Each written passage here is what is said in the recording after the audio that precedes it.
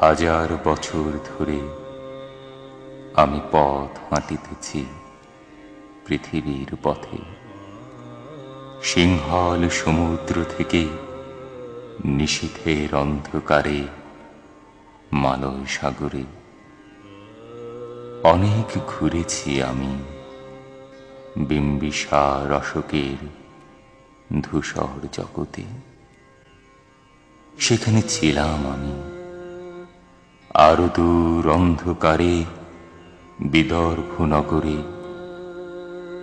আমি ক্লান্ত প্রাণ এক, চারিদিকে জীবনের সমুদ্র সফেন।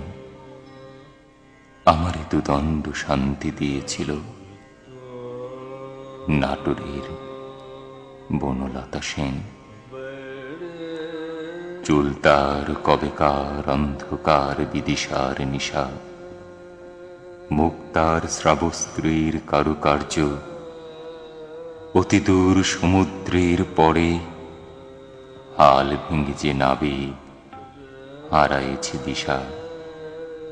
সবুজ ঘাসের দেশ যখন সে চোখে দেখে দারুচিনি দ্বীপের ভিতর, তেমনি দেখেছি তারে অন্ধকারে। বলেছে সে, এতদিন কোথায় ছিলেন? পাখির নীড়ের মতো চোখ তুলে নাটোরের বনলতা সেন। সমস্ত দিনের শেষে শিশিরের শব্দের মতন সন্ধ্যা আসে। ডানার রৌদ্রের গন্ধ মুছে ফেলে চিল। পৃথিবীর সব রং নিভে গেলে পাণ্ডুলিপি করে আয়োজন। তখন গল্পের তরে জোনাকির রঙে ঝিলমিল। সব পাখি ঘরে আসে, সব নদী ফুরায় জীবনের সব লেনদেন।